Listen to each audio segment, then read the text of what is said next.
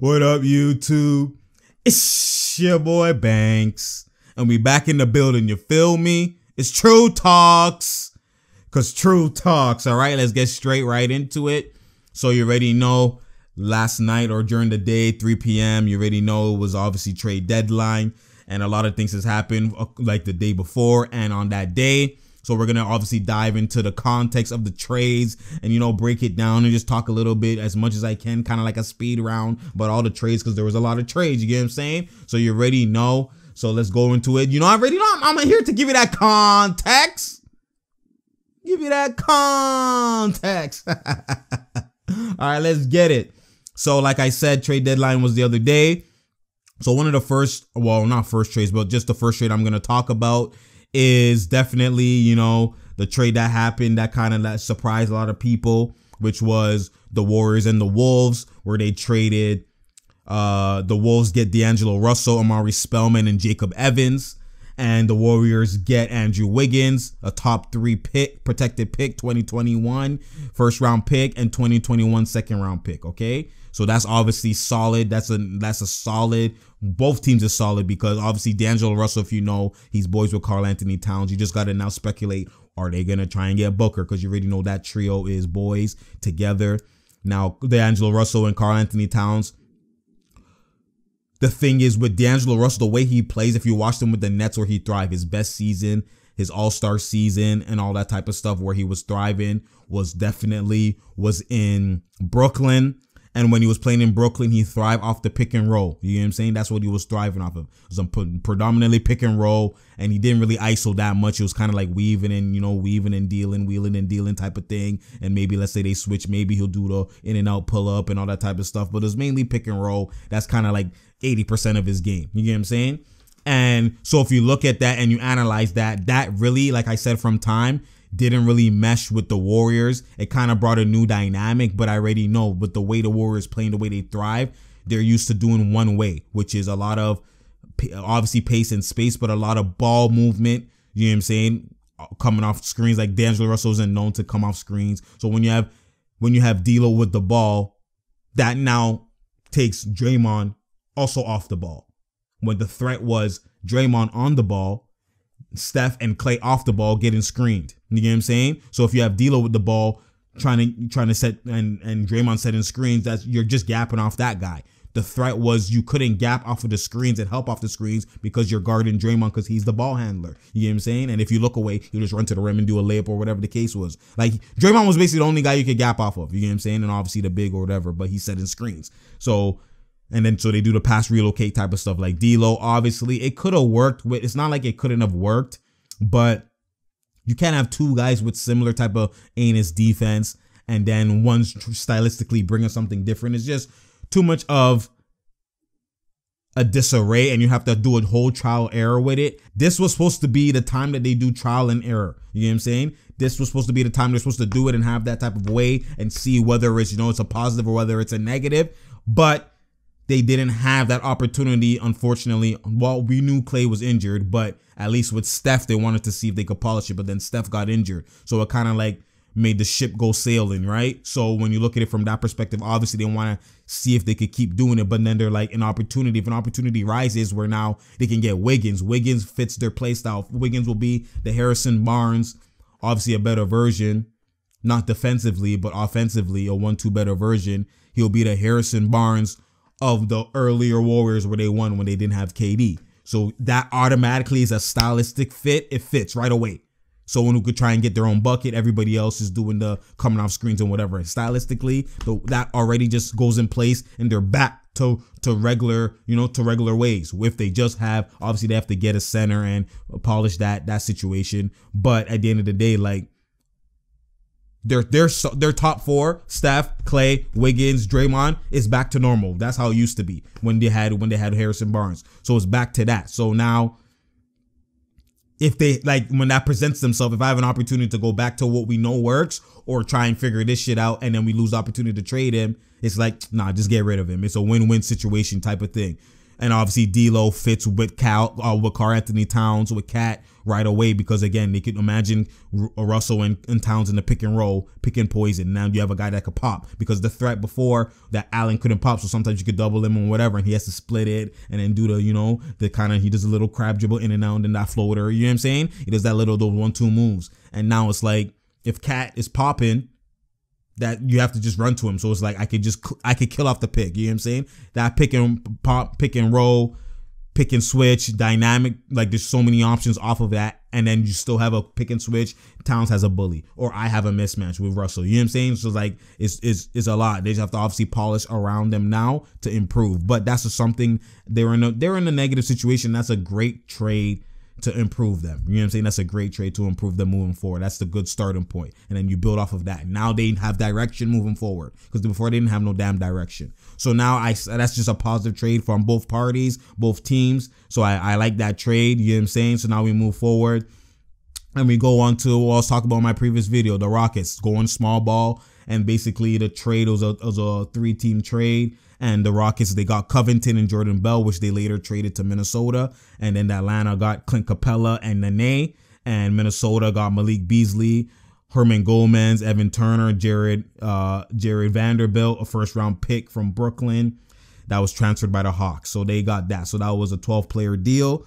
You know what I'm saying? Oh, 4-team trade. Don't forget about one other team. Sorry, in Denver. Denver was the last team, and they got Gerald Green, Noah Vonleh, Keita Bates-Diop, Shabazz Napier, and a first-round pick from the Rockets. You know what I'm saying? And I think they later traded Napier. I think they traded Shabazz. Let me check here. No, they kept Shabazz. Okay, so they kept Shabazz. So yeah, they kept Shabazz, which is good. I thought they traded him. Maybe I'm tripping. But okay, so they kept Shabazz. So basically, when it comes to these 4 teams, you know what I'm saying?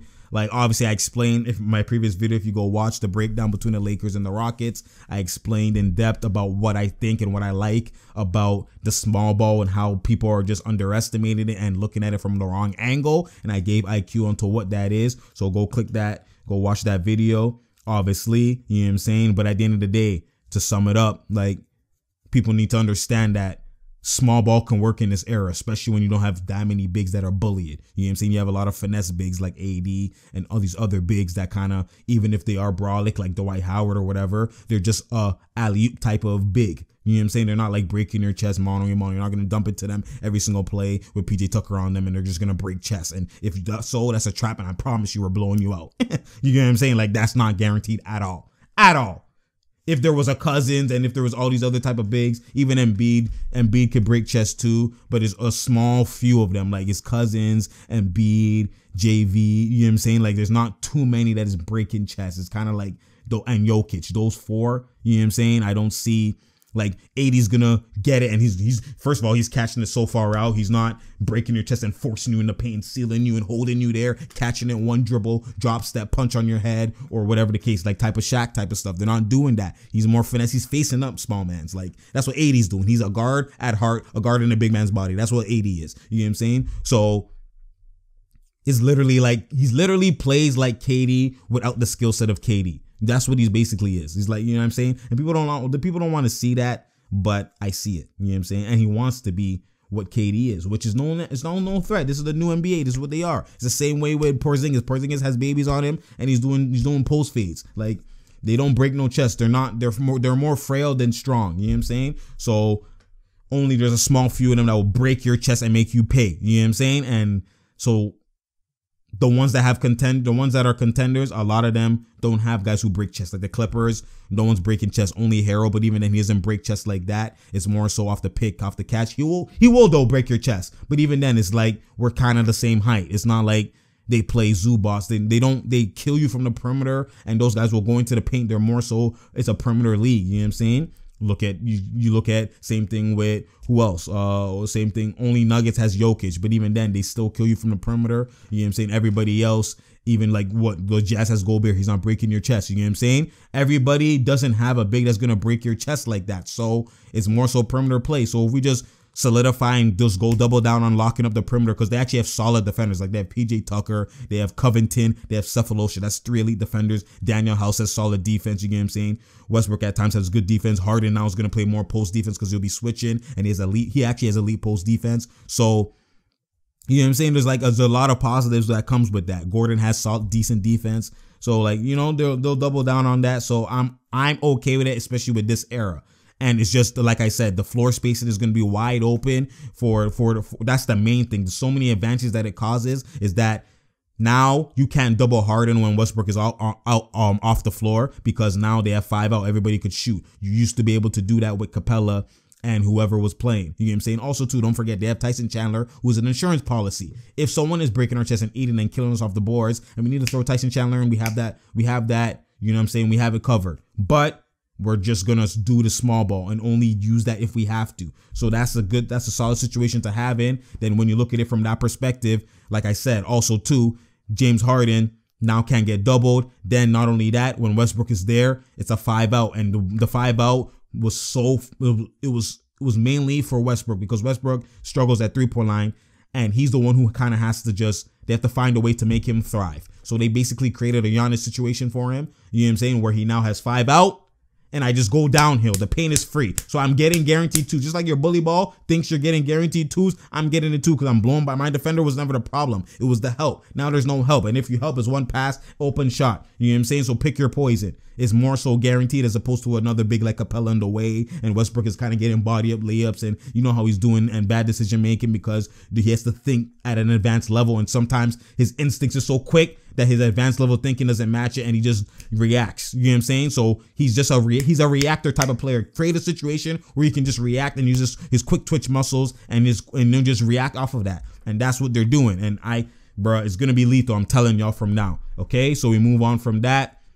Obviously, the Atlanta Hawks getting Capella. You have Trae Young and Capella. That's going to be a solid, you know, I'm picking poison, you know what I'm saying? Pick roll type of situation. Throw alleys because Trae Young is obviously eating. You still have John Collins. So that's obviously an improvement going up. Now, what I like about this trade is that the Nuggets, especially for the Nuggets, they freed up a lot. They freed up a lot of like all those like Malik Beasley, Herman Gomez, you know what I'm saying? Those 2 guys were kind of taking up minutes from my boy Michael Porter Jr. You know what I'm saying? Now that Michael Porter Jr., they let him at least 1-2 go to work.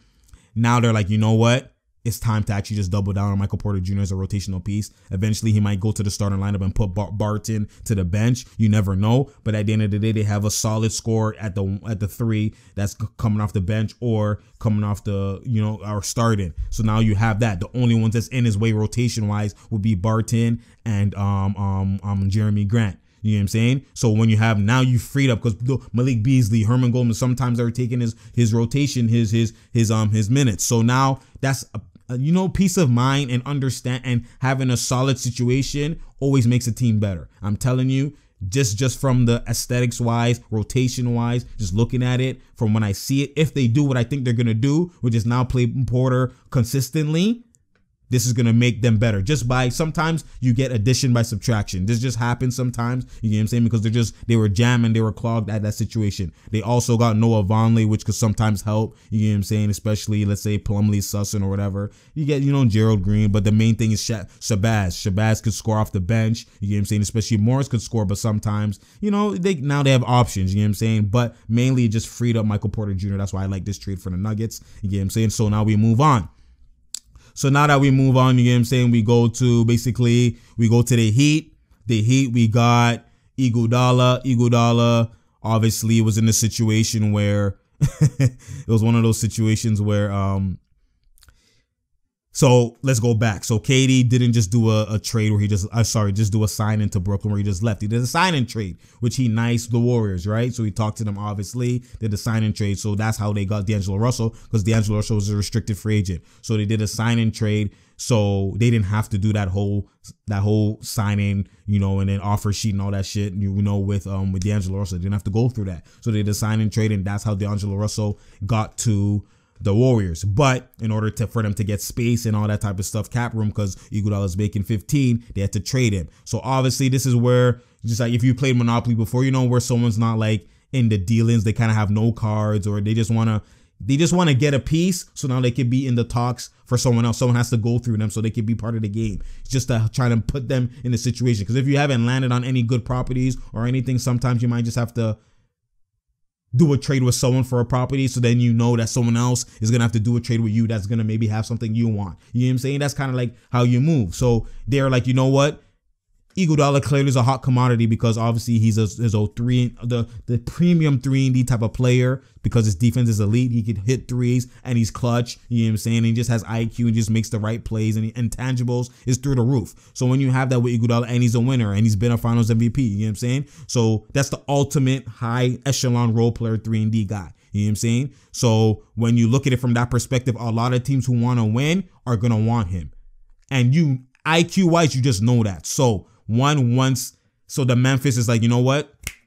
Let me just get this guy, trade for this guy, whatever they gave up, and they got Iguodala. They were expected to do a deal right away because Iguodala has been known that he's obviously not trying to play for them. So because he wants to be in a winning situation, obviously at this point of his career. So Iguodala now, or the Memphis now is like, okay, we want to trade him right away. But then they were like, you know what? Let's just hold on to him. Let's see. Maybe he can help us, you know, maybe win, teach the young guys, whatever, or just hold on to him to throw him later. But what they wanted to do, they wanted to be selfish. They wanted to maybe buy him out. You know what I'm saying? They wanted to buy him out and just pay pinch for him or whatever the case is, work on a buyout good deal before they move him or whatever the case. They wanted to work on something, you know what I'm saying, where they get more benefit, and it's such as Iguodala. But Iguodala, being the smart veteran, was like, no, I'm not doing that shit. I'm getting all my money and I'm not nice in you. You don't want to trade me. So they're playing the long game. Whether a lot of times you have players in that situation, they just want to play in, they're itching to play, that they give in and they go, fine, let's do this deal, you know what I mean? And then I move on. But he's like, no, I'm chilling. He went on his press run, selling his book. He's chilling, going on ESPN, showing people that he could also do this post-career. You know what I'm saying? He's kind of, you know, nice in his resume off the court, you know, just chilling and making that 15 mil at the same time, which is IQ. You know what I'm saying? It's IQ. That's what I do. So he's just chilling. And then eventually he's like, you want to play the long game? I'm not going to play no game, and I'm not sacrificing no money. You know what I'm saying? So obviously that's where they had the whole situation with, you know, Ja Morant and all that type of stuff. We won't even get into that. That's irrelevant. But then now you look at it from that perspective. Memphis is like, they're waiting a long game, and they're like, they know he's going to be a free agent after this year. So Iguodala has all the cards at his table. You know what I'm saying? And he could easily just be like, I'm just wait till the shit. And then if trade deadline passes and you don't trade me, I walk for nothing. You just wasted time getting me. You wasted my time, your time, especially your time. So then they know, obviously, trade deadline, we have to make a deal or else he's gone for nothing. We have to flip this. This is the whole point of getting him. So obviously they waited a long game. That's why nothing happened till trade deadline, because they just wanted to, you know, both of them didn't have to do nothing technically. You know what I'm saying? So now they had to do something, and obviously they made a trade for the best deal that they could get. Right, obviously the Lakers didn't want to give up probably picks or give up too much for Iguodala because they're in a winning situation. So the Heat obviously gave up some stuff. So the Grizzlies got Justice Winslow, which is obviously a solid 3-and-D guy, but at the end of the day, he's not guaranteed from three, especially in the clutch, and he's still a young guy, needs to work on some other stuff, but he's a good playmaker too, great defense, all that type of stuff. But they're like, you know what? We're in this winning situation.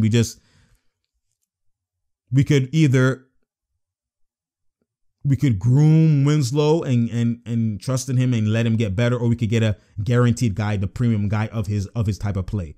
So obviously I would do the same thing, go for the Iguodala, because now you gotta understand, they didn't think they're gonna be this elite right off the gate. It's kind of like maybe one season, see how it goes. You know what I mean? But the fact that this is why I say KYP or adjust in the moment. That's why those are what the most elite coaches do. We adjust in the moment. The most elite GMs do. We adjust in the moment. Pat Riley, adjust in the moment. We're contending. We're basically in the top 2 to 4 seeds. Let's double down on this. This is the moment. East is wide open. You already know that. There's no Kawhi. There's no LeBron. So let's double down on it. You know what I'm saying? So I rate it, get the Iguodala, flip him. They get two of the similar type of, they get Iguodala and Jay Crowder. Two of the exact same, and that's gonna, now when you have that, it's gonna solidify guys like Tyler Herro, because now he doesn't have to he could be more of himself, because you know when you have guys like, especially Winslow when he was playing and he sometimes ball handles, it takes away from other guys. Like Butler now has a more solid role. Nunn now has a more solid role. Duncan, you already know what he's doing. Tyler, they didn't even have to give up any of those guys. You know what I'm saying? And now you have guys who are just going to play elite defense. And they already have elite defense, the Heat. They already have elite defense. Now you add Iguodala and Jay Crowder. You have Iguodala and Jimmy Butler. Like, that's basically a lower tier Paul George and Kawhi. You know what I'm saying? Well, offensively. But defensively, they're on the same caliber. You know what I'm saying? Like, that's elite. And Jay Crowder has elite defense, too. Like, bro, the Heat definitely got gained. This trade did good. And then Memphis obviously got Winslow, Gorgie Deng, and Dion Waiters, and then Minnesota got James Johnson. Memphis is gonna waive Dion Waiters, which I think the Raptors should pick up Dion Waiters. This is the time! You need a closer! But they're not gonna do it because, again, if you pick up Dion Waiters, what are you telling Pascal, etc., etc., etc. So I already know Raptors aren't gonna do it. They're not gonna make any moves. They're on a 12-game winning streak. They're just gonna ride with this. But I just know playoff time, you're gonna see why I said Dion Waiters. It's not gonna be clear to you now. But in the playoffs, it will open up your eyes. You know what I'm saying? So anyway, we move past that. You know what I'm saying? I like Winslow for the Grizzlies. You know, a lot of young guys. He can grow with them, etc. So now we move forward again. Okay? I don't know. I'm not even going to talk about this Andre Drummond shit, this Andre Drummond trade. Like, what kind of atrocious, like, we're not even talking. I don't have time to waste on that. It's already 20 whatever minutes, obviously. So we're gonna go to the main trade. So now we're gonna have one more trade that I'm gonna talk. Oh, also, yeah, Jordan Bell got flipped to the Rockets for Bruno. So now they added another maybe shooter, 6'9", lengthy type of guy. He's probably gonna be their tallest guy, but he could shoot. You know what I'm saying? Obviously, he's been injured, but they're like, we don't want no non-shooter. Trade Bell. So I just rated it, man. So anyways, we go down to the last situation here. That's the most important one. And we go to the Marcus Morris trade. You know what I'm saying? Clippers get Marcus Morris and Isaiah Thomas, which they're going to waive Isaiah Thomas. The Wizards get Jerome Robinson, who was on the Clippers. And the Knicks get Mo Harkless and the Clippers 2020 first round pick. So that's this year coming up. And their 2023 second round pick from Detroit. You know what I'm saying? So now when you look at it, obviously the Knicks did well with this because of the pick. The 2020 first round pick is solid, especially you never know what's going to happen. Always getting picks is always a plus. Obviously, the Knicks, the story of this is that they could have got Kuzma and Danny Green, and they wanted a pick with it. They wanted too much. Like, why trade this and not get a pick? Like, you know what I'm saying? Like, especially if he's eating. So it's good to flip him. Obviously, he's been eating. That's just what people don't understand. When you have a situation where your team is obviously losing, but guys are like thriving in that losing situation, it's just a flipping point. You just let guys eat, let them go off, and it's just a flipping point just to get assets from him. You know what I mean? He now becomes an asset for you, and you now flip him and try and get some assets yourself. So when it comes to this situation, you have it that the Knicks wanted to get also Kuzma, and they wanted to get Kuzma and Danny Green, but they wanted a pick to solidify. And obviously the Lakers like, that's too much for Marcus, because they gotta understand, we're already number one in the East. We're trying to solidify us for maybe the Clippers because we lost, and certain teams that they lost to, because they know their palms are sweaty. They know where the threats are. They're not stupid. So they're trying to solidify that. But then what happens is they don't want to give up too much. Obviously you're being stingy, which in that situation, I also wouldn't give up that much just for Marcus Morris, because it's not guaranteed he's going to fix everything. You know what I'm saying? And we're already winning with everything. And Kuzma technically could be the Marcus Morris, but they're not. You know what I'm saying? Marcus Morris could actually just end up looking like Kuzma in that situation, because he's also, even though he's thriving from three and he's hitting spot ups and all that type of stuff, he's still a scorer at heart. You see him do the ISO, one dribble through the legs, heavy pull up, like he be ISOing. You know what I'm saying? So anyway, so we move forward from that. But so you look at it from that perspective, the Lakers lost. The reason why they lost this is because your rival, the Clippers, actually got the guy. So now if you know that it's between you and the Clippers, some fans or whoever, people are looking at it like, if I'm in the Lakers shoes, I'm just doing this trade just so the Clippers don't get better. You know what I'm saying? Hence why they did that trade. So hence why, even part of the reason why the Clippers even were so in the beginning in free agent, so, you know, so ready to get Kawhi, especially by trading Paul George, just so the Lakers don't get Kawhi. You know what I'm saying? That kind of just just because I have him and you don't makes me better kind of thing. You know what I'm saying? So the Lakers obviously lost when it came to that. But when we look at the Clippers now, Mo Harkless people slept on what I was talking about. He was a lengthy defender, 6'9" when length. He played elite defense, but the problem was, especially when Paul George wasn't there, and even when Paul George is there, or one of them aren't there, even when both of them are there, because he's in the starting lineup, obviously, he has elite defense, and obviously they have elite defense all around the box, but he had elite defense with the 4 position. You know what I'm saying? And he was even locking up AD and all that type of stuff, especially the first game. But a lot of the problem was that on offense, you could actually double and trap and help off of him. It's the same problem he went through when he was in the Blazers. You could help off of him, and he's not guaranteed to hit the shot. Sometimes he doesn't even be at 3-point line. He's just kind of like in the block. It's just offensive wise. It's like that's why part of the reason why they struggle, especially if the Clippers weren't hitting shots. A lot of it was spacing issues. A lot of it was just fit wise, especially with certain players that were there. Because now if they're missing, they can't go to the paint as easy, because especially you have Montrez who's not shooting. Then you have Mo Harkless who's not shooting. That's double gap. You get what I'm saying? It's like the paint is not free. So we have to keep chucking when our chucking is missing.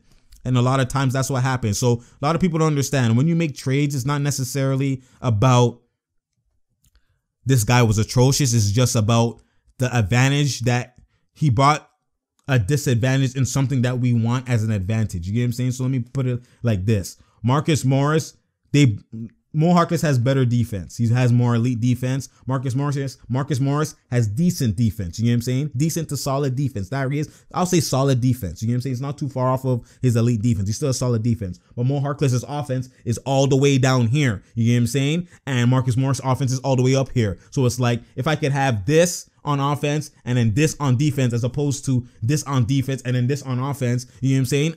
You know what I'm saying? You know what I'm saying? You get what I'm saying? I'm trying to lay it out. What I'm giving up, his weakness, or what I'm giving up on defense, is a smaller gap.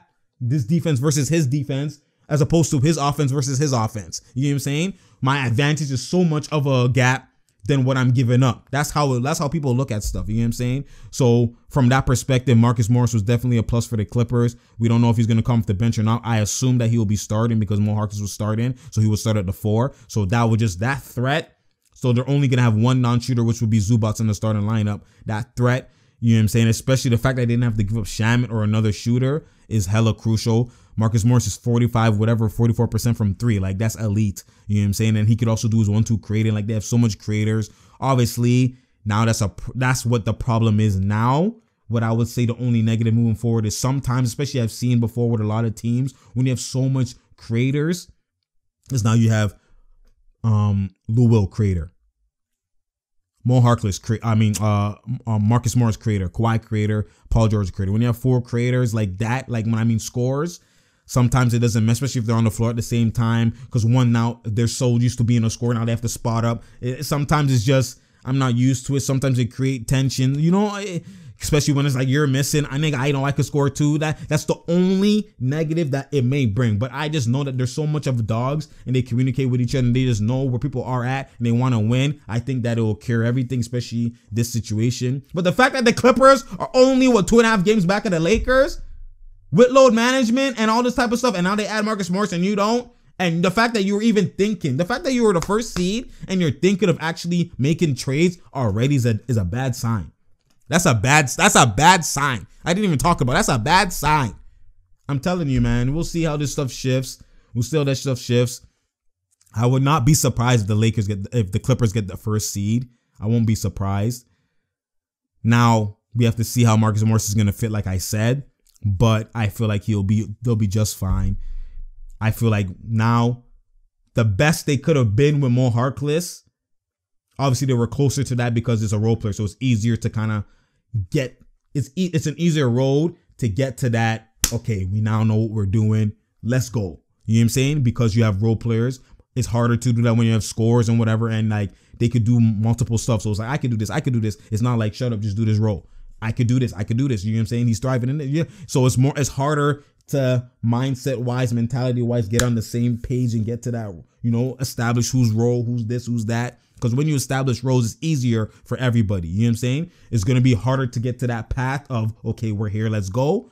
But when they get there, they're going to be their end goal of where their team could look like, or what they could look like with Mo Harkless was here. You know what I'm saying? Or was here.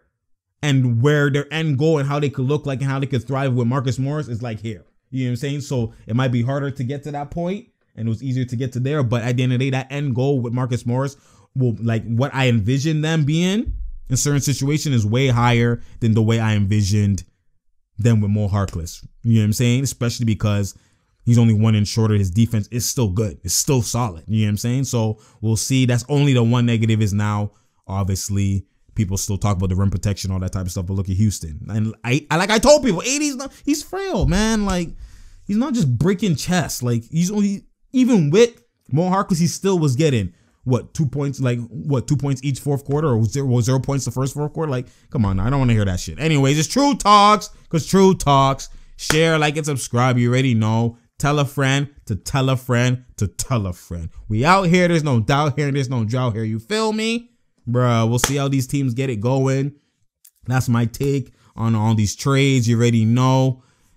Bruh, it's about to ramp up, man. I told y'all, around All-Star break, there's always when the season becomes a new season. Anyways, I'm out, man.